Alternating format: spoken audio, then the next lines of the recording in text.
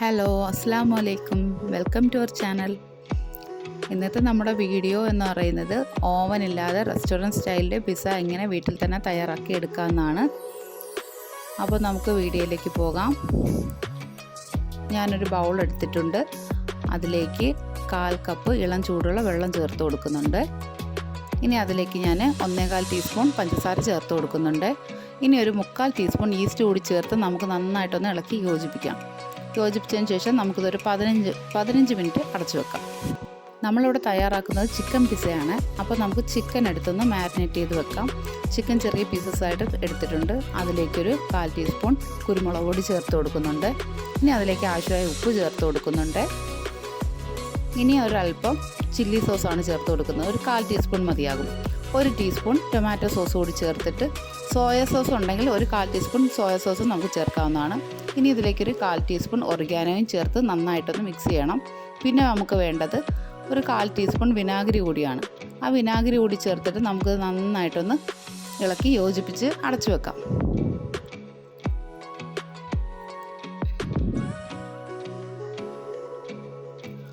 പതിനഞ്ച് മിനിറ്റ് കഴിഞ്ഞപ്പോഴേക്കും ഞാൻ ഇത് തുറന്ന് നോക്കിയിട്ടുണ്ട്. അപ്പോൾ ഈസ്റ്റൊക്കെ നന്നായിട്ട് പൊന്തി വന്നിട്ടുണ്ട്. അപ്പോൾ നല്ല ഈസ്റ്റ് ആണെങ്കിൽ മാത്രമേ ഇതുപോലെ പൊന്തി വരുള്ളൂ. ഇനി നമുക്കിതിലേക്ക് 1 കപ്പ് മൈദയാണ് ഇട്ട് കൊടുക്കുന്നത്.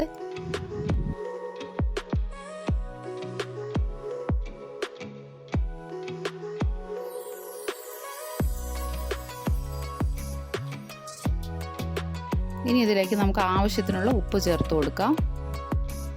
പിന്നെ ഞാൻ ചേർത്ത് കൊടുക്കുന്നത് ഒരു 3/4 ടീസ്പൂണോളം ഒറിഗാനോ ആണ്. ഇതെല്ലാം കൂടെ ചേർത്തിട്ട് നമുക്ക് നന്നായിട്ടൊന്ന് മാവ് കുഴച്ചെടുക്കണം.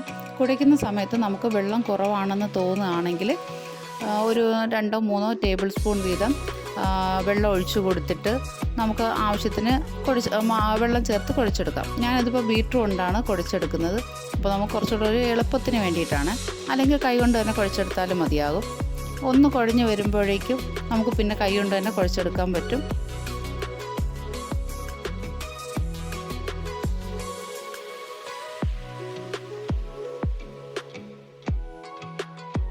ഇത് നമ്മളിപ്പോൾ കുഴച്ചെടുക്കുമ്പോൾ നമ്മുടെ കയ്യിലൊക്കെ ഒട്ടിപ്പിടിക്കുന്നുണ്ടാവും.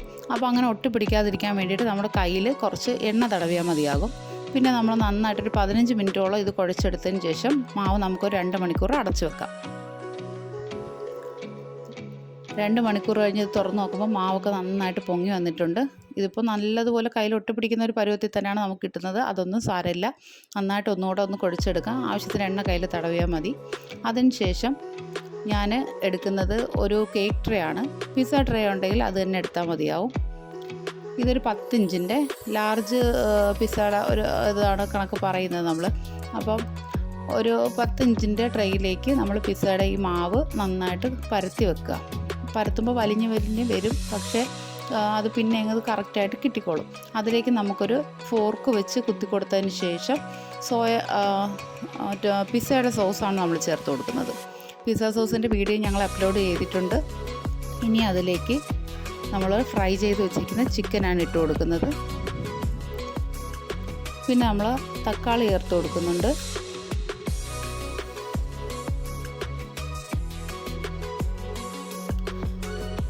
ഇനി നമ്മൾ ഇട്ട് കൊടുക്കുന്നത് മൊസറല്ല ചീസാണ്. ഗ്രേറ്റ് ചെയ്തെടുത്തിരിക്കുന്ന മൊസറല്ല ചീസാണ് ഇട്ട് കൊടുക്കുന്നത്. ചീസ് അത്യാവശ്യം നല്ലതുപോലെ തന്നെ ഇടണം. എങ്കിൽ മാത്രമേ നല്ല ടേസ്റ്റ് കിട്ടുള്ളൂ. ഇനി ഇതിലേക്ക് നമ്മൾ സവോളയും ക്യാപ്സിക്കമാണ് ചേർത്ത് കൊടുക്കുന്നത്.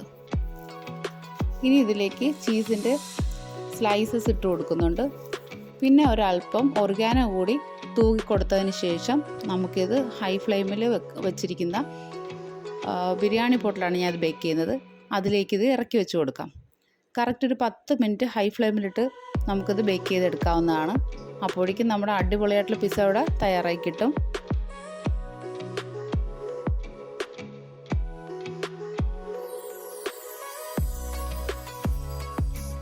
ഇപ്പോൾ അത് 10 മിനിറ്റ് കഴിഞ്ഞപ്പോൾ നല്ല പിസ്സയുടെയൊക്കെ നല്ല മണം വരുന്നുണ്ട്. നല്ല ടേസ്റ്റാണ്. നമുക്ക് വീട്ടിൽ തന്നെ തയ്യാറാക്കി എടുക്കാവുന്നതാണ്. അപ്പോൾ വീഡിയോ എല്ലാവർക്കും ഇഷ്ടമായിട്ടുണ്ടെങ്കിൽ ഞങ്ങളുടെ ചാനൽ ലൈക്ക് ചെയ്യുകയും ഷെയർ ചെയ്യുകയും സബ്സ്ക്രൈബ് ചെയ്യുകയും ഞങ്ങളെ സപ്പോർട്ട് ചെയ്യുകയും ചെയ്യുക. അപ്പോൾ താങ്ക്സ് ഫോർ വാച്ചിങ്. മറ്റൊരു വീഡിയോ ആയിട്ട് നമുക്ക് വീണ്ടും കാണാം.